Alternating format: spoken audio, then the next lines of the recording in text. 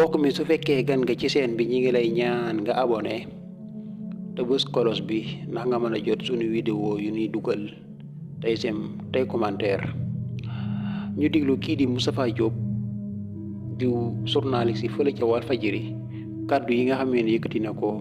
te ñëwaat def ci li nga xamee ne mooy suñu jàng. mbokk yi ginnaaw bu ñu digloo kàddu yi ba pare,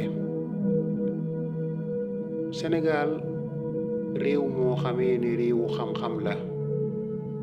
réewu kàngam ci wàllu politique ak ci wàllu diine, réewum Cheikh Anta Diop,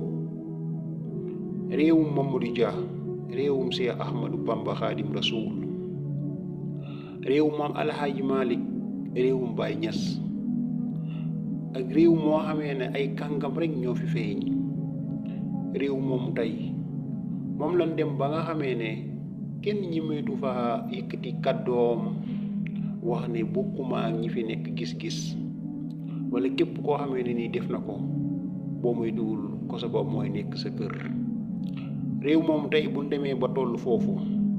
réew moo xamee ne dañ ne woon réewu indépendance la, réew moo xamee ne dañ ne woon réewu démocrate la, réew moomu tey moo dem ba ñu def ko réewu kumma am ndey ak kumma amul ndey.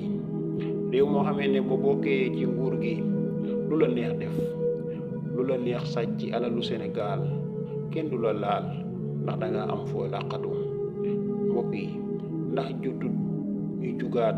jàppoowaat xoolaat suñu réew mi ci ñi nga xamee ne tey dañ ko bëgg a nasaxal, jële ko ci loxo yi nga xamee ne buñ leen toppee réew mi dana tàbbi géej. kon mbokk yi, jàngat bi la leen indiloon